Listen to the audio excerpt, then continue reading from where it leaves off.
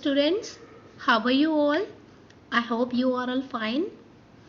Today we are reading our chapter 1 from our book Civics. Chapter name is Understanding Diversity, means विविधताओं को समझना.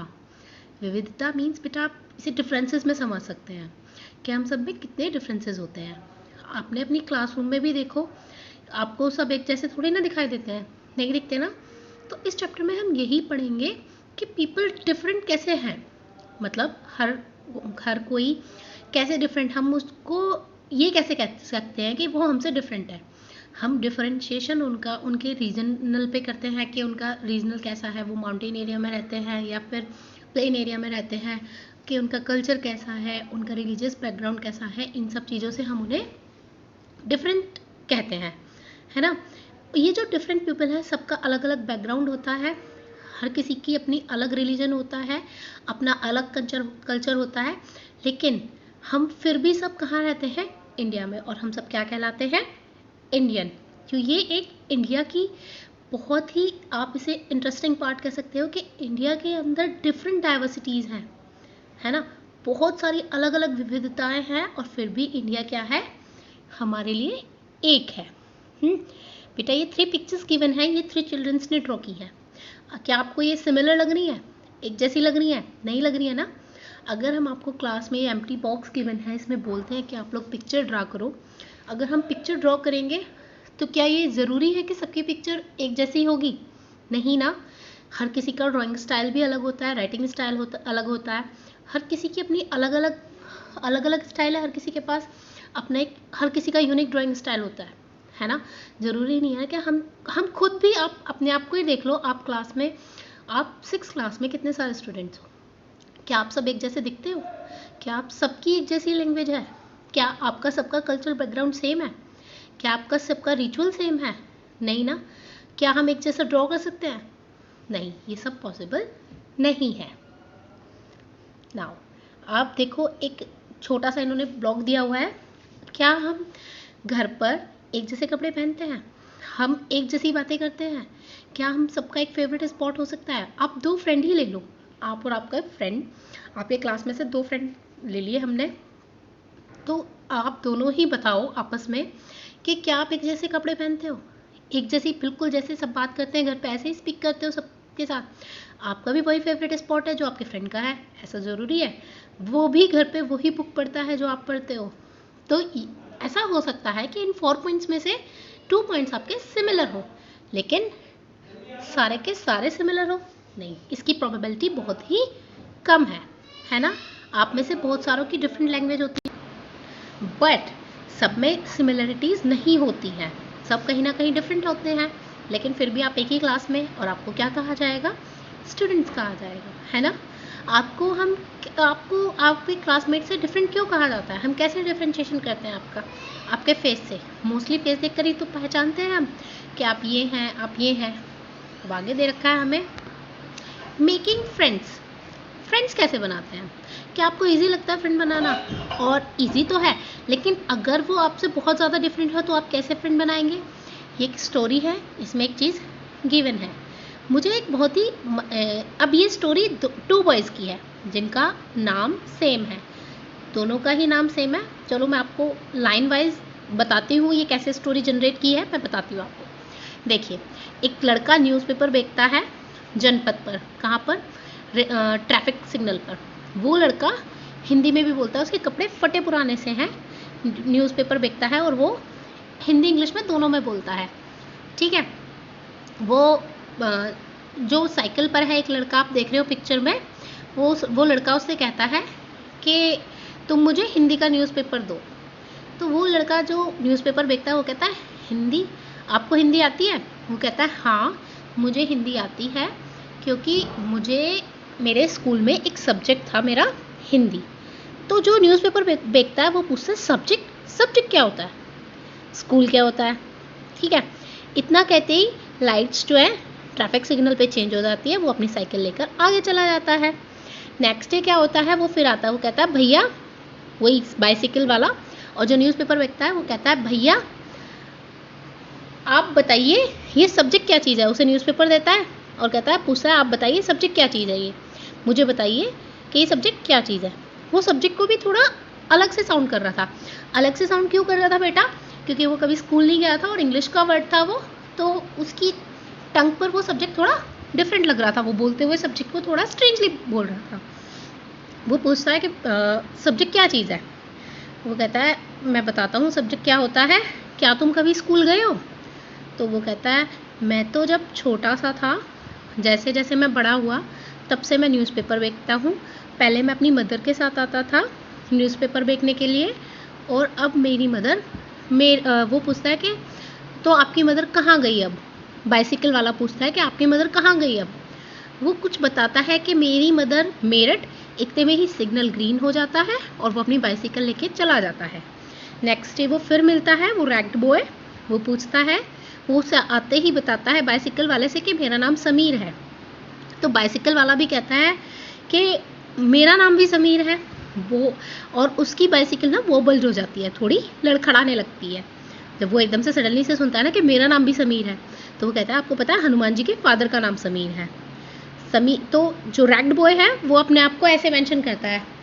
कैसे? Cycle वाले को तो बोलता है वो समीर 1 और अपने आप का नाम रख देता है समीर 2। ठीक है। नेक्स्ट डे क्या होता है? अगले दिन फिर सिग्नल ग्रीन होता है, फिर चला जाता है। नेक्स्ट डे वो आता है, लेकिन उसके फेस पर, रैग्ड बॉय के फेस पे वो स्माइल नहीं होती है। वो कहता है कि तुम्हें पता है मेरठ में ट्रबल हो गया है, मेरठ में फाइट हो गई है, बहुत सारे लोग जो है मेरठ में रियॉट्स में मारे गए हैं। क्या तुमने आज की हेडलाइन देखी? वहाँ पर क्रिमिनल रेड्स हुए हैं। लेकिन समीर वो कहता है कि मैं मुस्लिम हूँ। किससे कहता है वो? बाइसिकल, जो बाइसिकल बॉय है उससे रैग्ड बॉय बताता है कि मैं मुस्लिम हूँ, और जो बाइसिकल बॉय था वो हिंदू था। तो इतनी ही सी बातें होती हैं उनकी। फिर वो सिग्नल ग्रीन हो जाता है और वो चला जाता है।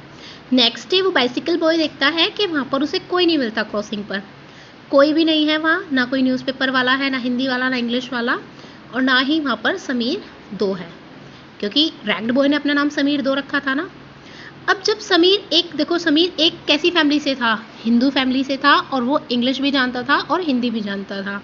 ठीक है, दोनों लैंग्वेज जानता था, तो वो इजीली उससे कम्युनिकेट कर रहा था। और समीर 1 हिंदू फैमिली से था, और समीर 2 मुस्लिम फैमिली से था, और उसका कल्चर, उसका रिलीजन बैकग्राउंड क्या था? मुस्लिम। और वो कभी स्कूल भी नहीं गया था। उसका डिफरेंट रिलीजन हुआ, उसका कल्चर अलग हुआ, उसका बैकग्राउंड अलग हुआ, हो गया ना उसका बैकग्राउंड अलग, क्योंकि वो कभी स्कूल नहीं गया, और समीर एक स्कूल भी गया था, अच्छी फैमिली से था। तो आप देखिए, make a list of festivals. आप इनके फेस्टिवल्स की लिस्ट भी बना सकते हैं कि समीर 1 जो किस फैमिली से बिलोंग करता है बेटा? हिंदू फैमिली से, उनके क्या फेस्टिवल्स होते हैं, कौन से फेस्टिवल सेलिब्रेट करते हैं, और समीर 2 जो मुस्लिम फैमिली से है वो लोग क्या फेस्टिवल सेलिब्रेट करते हैं। अब आप देखिए कि अलग अलग रिलीजन, अलग अलग बैकग्राउंड है उनके, समीर 1 के, समीर 2 के, दोनों ही अलग अलग चीज़ें हैं। एक एग्जाम्पल ये भी है कि समीर 1 स्कूल भी जाता था जब, और समीर 2 क्या करता था? न्यूज़पेपर बेचता था। हाँ ना, दोनों में डाइवर्सिटीज़ है ना, लेकिन फिर भी दोनों क्या बने? फ्रेंड बने। आपको क्यों लगता है कि समीर 2 स्कूल क्यों नहीं गया था? Do you think it would have been easy for him to attend school if he wanted to? कि अगर वो स्कूल जाना चाहता तो क्या उसके लिए ईजी था? आप अपने ओपिनियंस पे सोचिए कि क्या हो सकता है। इसके बारे में जब हम क्लास में मिलेंगे तो ज़रूर डिस्कस करेंगे। समीर 2 को वो अपॉर्चुनिटी ही नहीं मिली कभी स्कूल जाने की, क्योंकि वो एक पुअर फैमिली से बिलोंग करता था। उनके पास खाने के लिए और कपड़े पहनने के लिए भी नहीं थे, इवन उसके पास जगह भी नहीं थी रहने के लिए। तो उनके पास ये डिफरेंस हुआ समीर 1 में और समीर 2 में पहले तो। फिर here we are talking not a difference but of inequality। यहाँ पर एक पॉइंट आता है इनइक्वालिटी। इनइक्वालिटी मीन्स असमानता। उनमें इनइक्वालिटी हो गई दोनों में। कैसे? एक का स्टैंडर्ड हाई था और एक का स्टैंडर्ड लो था। एक का स्टैंडर्ड क्या था? एक स्कूल भी गया था, अच्छी फैमिली से बिलोंग करता था, और जो रैग्ड बॉय था वो पुअर फैमिली से था, ना उसके पास पहनने के लिए कपड़े थे ना खाने के लिए कपड़े था। अब कास्ट सिस्टम तो था इन दोनों के बीच में, एक हिंदू था एक मुस्लिम था, और उनके बीच में एक इनइक्वालिटी की भी बात थी। असमानता मीन्स दोनों इक्वल नहीं थे ना दोनों इक्वल, बट वो दोनों के दोनों फ्रेंड थे। और एक और चीज़ में बताई गई है, if your parents were potters you could only become a potter, nothing else. अगर आपके पेरेंट्स पॉटर हैं तो क्या तुम ये कंफर्म है कि आप पोर्टर ही बनेंगे, कुछ और नहीं बन सकते? तो this system was considered irreversible. ऐसा नहीं है, आजकल तो चेंज हो जाता है प्रोफेशन, हम ऐसा नहीं सोच सकते। तो अब इसमें जो मेन बात बताई गई है इनइक्वालिटी के बारे में बताई गई है। बेटा इनइक्वालिटी के लिए हमारे पास आगे पूरा बड़ा चैप्टर है, हम उसमें इनइक्वालिटी को अच्छे से पढ़ेंगे। What does diversity add to our lives? Diversity हमें कैसे जोड़ती है, हमारे जीवन में क्या वो करती है? जैसे समीर 1 और समीर 2 अच्छे फ्रेंड्स थे, तो you might have friends who are very different from you. तो आपके भी ऐसे फ्रेंड होंगे जो बहुत से अलग होंगे, अलग फेस्टिवल सेलिब्रेट करते हैं, अलग तरीके का खाना खाते हैं, अलग घर है, उनकी अलग लैंग्वेज है। ऐसा पॉसिबल हो सकता है। अब आप देखिए, अब आपने ये जो स्टोरी पढ़ते हैं, आप स्टोरी सुनते हैं, इसमें अलग अब एक चीज़ देखिए, जो स्टोरी राइटर होता है, किसी को स्टोरी किस पे लिखनी पसंद होती है? किसी को एडवेंचर पे स्टोरी लिखनी पसंद होती है, किसी को स्टोरी किंग और क्वीन की लिखनी पसंद होती है, किसी को स्टोरी रियल लिखनी पसंद होती है, किसी को अपनी इमेजिनेशन की स्टोरी पसंद होती है, कोई अपनी बचपन की स्टोरी लिखता है ना? सब अपनी अलग अलग स्टोरी लिख सकते हैं ना? तो ये सब क्या है, डिफरेंट है ना, लेकिन है वो सब राइटर्स, लेकिन सब अलग अलग स्टोरी लिखते हैं। Some may have lived in forest close to animals and chosen to write of their fights and friendship. कुछ लोग तो फॉरेस्ट में रह करके एनिमल्स की पिक्चर नहीं लेते, नेशनल जियोग्राफिक पे देखते हैं ना कि एनिमल्स की पिक्चर भी लेते हैं। कुछ लोग क्या करते हैं, उनके पास ही रह करके एनिमल्स में उनकी फाइट और उनकी फ्रेंडशिप के बारे में भी लिखते हैं।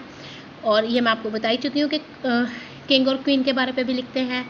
कुछ लोग अपनी स्कूल मेमोरीज के बारे में भी लिखते हैं। Imagine if all the storytellers and writers that you have heard and read so for were forced to live in a place where all people wore the same two colors, red and white. अगर आप ये सोचें कि हम दो writers को ले लें और उन्हें सेम ही कलर के कपड़े पहनने के लिए कहें, रेड और वाइट, उन्हें सेम ही एनिमल्स रखने के लिए कहें, सेम ही फूड दें पोटैटोज़ का, और बिल्कुल हम उन्हें एंटरटेन के लिए सब कुछ एक जैसा दें, वो गेम भी एक खेलें, तो क्या ऐसा पॉसिबल है कि वो एक ही स्टोरी लिख पाएंगे दोनों के दोनों? आप ही बताइए, पॉसिबल नहीं है ना, क्योंकि उसका वे ऑफ थिंकिंग अलग होगा और दूसरे का वे ऑफ थिंकिंग अलग होगा। हाँ, ये कंफर्म है कि जो हमने चीज़ें उन्हें दी हैं वो उनके बारे में लिख सकते हैं। जैसे हम स्नेक एंड लैडर खेलते हैं, तो क्या पता उनमें से एक स्नेक एंड लैडर के बारे में ही लिखे, दूसरा अपने कैट एंड डियर के बारे में लिखे। तो ये सब हमारी इमेजिनेशंस पर डिपेंड करता है। डाइवर्सिटी इन इंडिया, भारत में क्या विविधताएं हैं? हर इंसान अलग है, उसकी अपने रेस के हिसाब से अलग है, अपने जेंडर के हिसाब से अलग है, उसका रिलीजन अलग है, उसकी एज, उसका रिलीजियस बिलीफ, हम सब हर तरीके से अलग अलग होते हैं। लेकिन एक्चुअल में क्या होता है, हम बहुत सारी चीज़ों के बारे में सोचते हैं, similar except that we do them in different ways, उन्हें हम चीज़ों को अलग अलग करते हैं, है ना? लेकिन इंडिया के पास बहुत सारी डाइवर्सिटीज़ है ना? हम अपनी लैंग्वेज अलग होती है, हम अलग तरीके का खाना खाते हैं, अलग फेस्टिवल सेलिब्रेट करते हैं, और अलग अलग हमारे इंडिया में रिलीजन है। How do we explain diversity? हम डाइवर्सिटी को कैसे एक्सप्लेन कर सकते हैं? बेटा चलो अब हम थोड़ा सा हिस्ट्री में जाते हैं। 200 साल पहले लोग कैसे ट्रैवल करते होंगे, जब ना तो ट्रेन थी, ना एरोप्लेन था, ना बस थी, ना ही कार था। तो how can people travelled? People कैसे ट्रैवल करते थे? पीपल ट्रैवल करते थे शिप से, हॉर्स से, कैमल से, या फिर पैदल। ओके, ये एक लिस्ट है, ये आपको खुद से फिल करनी है। इसमें देखो ये वाले ब्लॉक दिए हुए हैं डिफरेंट वाले, इनको मैं आपको 2 पॉइंट समझा देती हूँ। जैसे different ways in which people pray, लोग, हमारे इंडिया की बातें हैं ये, कि लोग इंडिया में अलग अलग तरीके से कैसे प्रे करते हैं। इन्होंने हमें एक एग्जाम्पल गिवन किया है थ्रू सिंगिंग अ हिम, एक गीत गाकर या फिर टेम्पल में जाकर करते हैं ना हम लोग, टेम्पल में जाकर और चर्च में जाकर। सेकेंड है जैसे different ways in which people get married, लोग शादी कैसे करते हैं। इन्होंने एग्जाम्पल दिया through signing a resistor in the court में एक साइन करके। दूसरा ऑप्शन क्या हो सकता है, हम लोगों के यहाँ हिंदू रिचुअल्स में कैसे मैरिड होती है, टेम्पल में, राइट? तो ये आपको पूरा का पूरा अपने आप से फिल करना है। अब लोग पुराने ज़माने की बात, हिस्ट्री की बात कर रहे हैं, तो लोग वहाँ पर कैसे खाना खाते होंगे, कहाँ नई जगह, ये सब कैसे ढूंढी लोगों ने, कैसे बिजनेस किया, कैसे ट्रेड किया। अब देखो, जब लोग ट्रेड के लिए जाते थे तो उन्हें दूर दूर भी जाना पड़ता था ट्रैवल के लिए, नई जगह ढूंढते थे, तो लोग वहाँ पर रुक भी जाते थे। कई बार ऐसा होता था बहुत समय के लिए लोग वहाँ बिजनेस के लिए बहुत टाइम के लिए रुक जाते थे। लेकिन many others left their homes because, और वहाँ से कुछ लोग अपना घर क्यों छोड़ते थे, क्योंकि वहाँ पर खाना नहीं मिलता था या फिर सूखा पड़ गया था, ड्रॉट आ गई थी वहाँ पर, जिसकी वजह से उन्हें खाने की कमी हो गई थी, तो इसलिए वो वहाँ की जगह छोड़ देते थे, फिर वो दूसरी जगह जाते थे काम को ढूंढने के लिए। कभी कभी क्या होता है कि जब आप नया घर ढूंढते हो, नया घर बनाते हो, तो लोगों का लाइफस्टाइल थोड़ा सा चेंज हो जाता है ना। आप एक एग्जांपल लो, आप अभी फ़िलहाल यहाँ बड़ौत में रहते हो, थोड़े ही टाइम बाद आप मेरठ में जाके रहने लगो, तो आपको जो कन्वीनियंट पहले बड़ौत में मिलता था, आपके पास, आप अपने फ्रेंड्स को जानते थे, नेबर्स को जानते थे, मार्केट को जानते थे, बहुत ही ईजी था। आप यहाँ पर डेली सुबह शाम मंदिर जाते थे। आप मेरठ गए, आपके आसपास लोकेलिटी में कोई टेंपल नहीं है, तो थोड़ा सा डिफ़िकल्टीज़ होती है ना। तो ये तो हमारे बिल्कुल बॉर्डर लाइन, हमारे डिस्ट्रिक्ट की बॉर्डर लाइन मैच है, तो इसलिए ज़्यादा डिफरेंट नहीं है। लेकिन अगर हम स्टेट चेंज करते हैं, एक स्टेट से दूसरे स्टेट में रहने जाते हैं, तो वहाँ पे हमें अलग रिलीजन के लोग मिलते हैं, है ना, अलग तरीके के लोग मिलते हैं, कुछ नया सीखने के लिए मिलता है, अलग कल्चर मिलता है, हर चीज़ डिफरेंट मिलती है वहाँ पर। अब हमें बहुत सारी चीज़ों का बारे में हिस्ट्री कैसे बताती है, हिस्ट्री से हमें कैसे पता चलता है। जब हम कहीं जाते हैं तो आपने पढ़ा है ना हिस्टोरिकल मॉन्यूमेंट्स के बारे में, आप जानते हो ना सब हिस्टोरिकल मॉन्यूमेंट्स, इतिहास हमें हिस्ट्री के बारे में बहुत सारी जगह अपने आप बताती है। जब हम जाते हैं, जैसे हमारे यहाँ दिल्ली में क्या हिस्ट्री बताती है, दिल्ली में कुतुब मीनार है, वो बहुत पुराने टाइम की है, वो भी एक हिस्ट्री है ना। तो उससे हमें वहाँ के कल्चर के बारे में पता चल जाता है, क्योंकि वो मुस्लिम कल्चर्स ने बनाई हुई है ना, उनकी एक यूनिक हिस्ट्री होती है। Similarly, diversity is also comes about when people adapt their lives in geographical area. कई बार हमें डाइवर्सिटी का geographical एरिया से भी पता चलता है कि आप कौन से एरिया में रहते हैं, तो उससे भी आपकी डाइवर्सिटी बन सकती है। देखो, जो प्लेन्स में रहते हैं उन लोगों का रहना सहना अलग होता है, जो लोग माउंटेन्स में रहते हैं उन लोगों का लिविंग स्टाइल थोड़ा डिफरेंट होता है ना। अब जो सी के पास रहते हैं उनका लिविंग स्टाइल अलग होता है, माउंटेन एरिया वाले के पास अलग होता है। इसके लिए आप अब तो ये उनके खाने का स्टाइल अलग होता है, कपड़े अलग तरीके के पहनते हैं वो। तो इसके बारे में इन्होंने हमें एक स्टोरी गिवन है। इन्होंने हमें मैप में इंडिया के मैप में से 2 स्टेट लिए हैं, केरला एंड लद्दाख। तो अब हम इनकी स्टोरी में पढ़ेंगे कि ये जोग्राफिकल एरिया से कैसे चेंज पड़ता है। ठीक है, इन्होंने हमें लद्दाख की स्टोरी गिवन है। बेटा, लद्दाख के बारे में बताते हैं कि लद्दाख जो है, लद्दाख डेजर्ट है, माउंटेन्स का, पहाड़ों का। कहाँ पर? जम्मू कश्मीर में, जहाँ पर थोड़ी बहुत ही एग्रीकल्चर होती है, और वो हमेशा वाइट स्नो से कवर्ड रहते हैं वो सारे माउंटेन्स। बहुत ज़्यादा स्नो पड़ती है लद्दाख में, है ना। वहाँ पर बहुत कम पेड़ हैं, वहाँ पर ग्रोइंग पार्ट बहुत कम है, वहाँ पर हम क्रॉपिंग नहीं कर पाते, और पानी पीने के लिए भी उन लोगों को स्नो मेल्ट करनी पड़ती है। इवन समर मंथ्स मीन्स गर्मियों में भी उन लोगों को क्या करना पड़ता है, आइस मेल्ट करके पानी पीता पड़ता है। लोग वहाँ पर क्या रखते हैं, शीप एंड गोट रखते हैं मोस्टली, क्योंकि शीप से वो क्या करते हैं बेटा, वूल बना लेते हैं, और वूल को वो मार्केट में सेल करते हैं कश्मीर में। और बहुत फेमस वूल है पश्मीना, वो इसीलिए शीप और गोट को पालते हैं, जिससे वो पश्मीना कश्मीर में बेचते हैं, जिससे क्या बनते हैं, शॉल। वहाँ के लोग ज़्यादातर मीट खाते हैं और मिल्क प्रोडक्ट लेते हैं, चीज़ और बटर। हर फैमिली के पास गोट होती है, गोट, काउज या फिर डॉज जिसे कहते हैं, याक जो होती है ना। वहाँ पर बहुत ही ज़्यादा डेजर्ट है, इजी नहीं है वहाँ पर लाइफ, लेकिन फिर भी वहाँ बहुत सारे लोग रहते हैं। और वहाँ पर trade route as it had many passes through which caravans travelled to which what is today called Tibet. वहाँ पर बहुत सारे लोग ना ट्रेड करने के लिए आए थे, उस पार्ट को हमने तिब्बत बोल दिया है। जो कैरावन्स आते हैं, टेक्सटाइल मीन्स कपड़ा लेकर के, और स्पाइसेस लेकर के, कच्चा सिल्क लाते हैं, वो रॉ सिल्क, और उसका क्या बनाते हैं वो लोग, कारपेट बनाते हैं। ये कहते हैं कि बुद्धिस्ट जो हैं तिब्बत पहुँचे थे लद्दाख के जरिए, मीन्स लद्दाख को निकलते हुए। लद्दाख को लिटिल तिब्बत भी कहा जाता है, और वहाँ पर इस्लामिक लोग भी रहते हैं। इस्लाम वहाँ पर इंट्रोड्यूस हुआ था कम से कम 400 ईयर्स पहले। मुस्लिम पॉपुलेशन जो है वहाँ पर, लद्दाख जो है, बहुत very rich oral tradition of songs and poem. Ladakh में लोग बहुत अच्छा गाना गाते हैं, पोएम गाते हैं, वहाँ की वॉइस बहुत अच्छी है। जो तिब्बतन नेशनल एपिक, मतलब तिब्बत के जो लोग हैं वहाँ पर, उनके वहाँ पर गाते हैं केसर सागा, जो मुस्लिम और बुद्धिस्ट दोनों ही लोग गाते हैं। ये पिक्चर में आपको वुमेन्स दिखाई हुई है जो पश्मीना शॉल बना रही हैं वूल से। अब केरला के बारे में, केरला आप सबको पता है कि साउथ इंडिया का पार्ट है, वो मैप में सबसे नीचे आता है। वो किसके किनारे है? सी के किनारे है, तो वहाँ पर पहाड़ी तो है ही नहीं। Side and hills on the other, दूसरे साइड में है छोटे मोटे पहाड़ी है वहाँ पर। केरला में क्या होता है सबसे ज़्यादा? पेपर, क्लॉव्स, कैराडोमन, आपको पता है ना, काली मिर्च, सारे मसाले केरला में होते हैं। उसे it is spices that made this region attractive place for traders, और इसकी वजह से ही वहाँ पर सबसे ज़्यादा बिजनेस होता है। वहाँ पर बिजनेस करने के लिए जैश लोग, अरब ट्रेडर्स भी आए थे सबसे पहले, और सबसे पहले क्रिस्ट सेंट थॉमस आए थे, जिनका कहते हैं जो इंडिया में क्रिश्चियनिटी लेकर आए थे 2000 ईयर्स पहले। कहाँ पर आई थी सबसे पहले क्रिश्चियनिटी? 2000 ईयर्स एगो बिफोर सबसे पहले वो केरला में आई थी। Many Arab traders also came and settle down here, बहुत सारे अरब के ट्रेडर्स भी आकर के यहाँ पर सेटल हो गए थे, और इनमें से थे एक इब्न बतूता, वो यहाँ पर आए थे। उन्होंने कम से कम 700 ईयर्स एगो आए थे वो, और उन्होंने एक ट्रैवल लॉग लिखा था। ट्रैवल लॉग मीन्स अपनी यात्रा के ऊपर एक बुक लिखी थी, जिसमें उन्होंने लिखा था कि मुस्लिम जो है हाईली रेस्पेक्टेड कम्युनिटी है।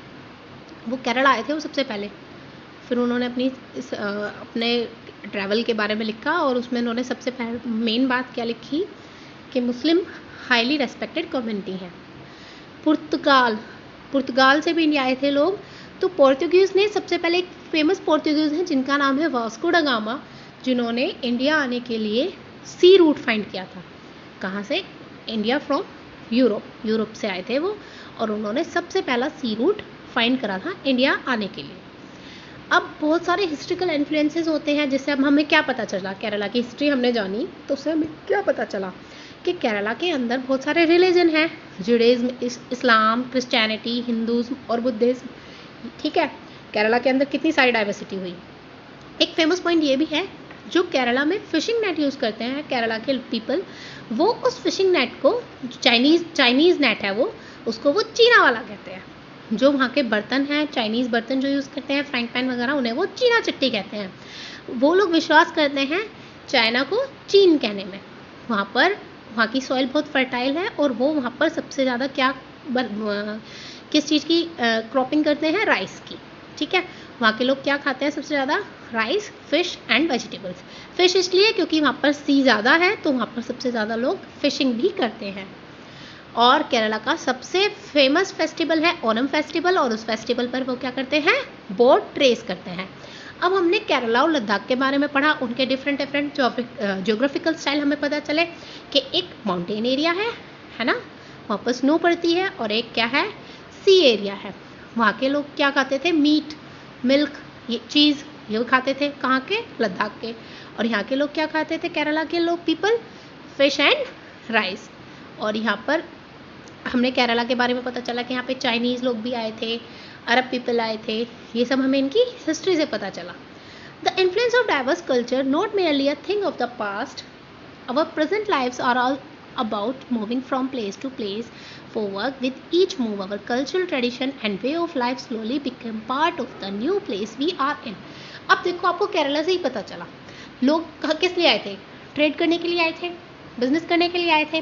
पीपल यहाँ पर आए बिजनेस के लिए, जैसे अभी हमने एक सेंट थॉमस का नाम पढ़ा था, तो वो भी यहाँ ट्रेड करने के लिए आए थे, लेकिन वो लोग यहीं पर सेटल हो गए, जिससे इंडिया में क्रिश्चियनिटी भी आ गई ना। तो कुछ हिस्ट्री से भी हमें अपने बारे में पता चलता है। लेकिन फिर भी क्या है? Unity in diversity. हम इंडिया के अंदर इतनी सारी डाइवर्सिटी है, फिर भी इंडिया के अंदर क्या है? यूनिटी है, और unity is our strength. Unity ही हमारी ताकत है। इंडिया पर ब्रिटिश ने रूल करा है ना। Women and man from different culture, religion backgrounds come together to oppose them. पता नहीं कितने सारे फ्रीडम फाइटर्स हैं, जिसमें मैन भी हैं, वेमेन भी। आप सब जानते हैं ना कितने सारे हमारे फ्रीडम फाइटर्स हैं। सब अलग अलग बैकग्राउंड से आए, सबकी कोई अलग कल्चर से था, किसी का अलग रिलीजन था, लेकिन सब इकट्ठे हुए, एक साथ लड़े, और हमने क्या करा? ब्रिटिशर्स को इंडिया से भगा दिया, है ना। They were so different and they continue to rule them. हमने उन इंडियंस सारे इकट्ठे हुए तभी तो रूल किया। लेकिन सबसे पहले ब्रिटिश ने क्या किया? जब ब्रिटिशर्स को पता चला कि यहाँ पर बहुत यूनिटी है, तो उनका एक फेमस रूल था, आप सब जानते भी हो कौन सा, डिवाइड एंड रूल। उन्होंने पहले भारतीयों को तोड़ना चाहा, फिर उस पर रूल किया। कुछ जगह उनका वो फॉर्मूला काम भी हुआ, लेकिन फिर लोग समझ गए कि ऑलवेज यूनिटी इज स्ट्रेंथ। तो लोग सब मिलकर इकट्ठे हुए, सब ने बैटल किया और हम सब क्या हुआ, हमने ब्रिटिशर्स इंडिया से भगा दिए। ये एक पोएम गिवन है जिसमें लिखा है कि उन दिनों का खून याद रखो दोस्तों, जिसमें एक हंटर थे। हंटर कौन, किसको बोला गया है, ब्रिटिशर्स को। उन्होंने हमारे यहाँ जलियांवाला बाग पे भी लड़ाइयाँ की थी, कितनी सारी गोलियाँ चलाई थी, हिंदुओं का खून बहा था, मुस्लिमों का खून बहा था, है ना, कितनी सारी खून की नदियाँ बही थी। कुछ जेल में चले गए थे, कुछ को उन्होंने ग्रेव्स में डाल दिया था, कब्र में डाल दिया था।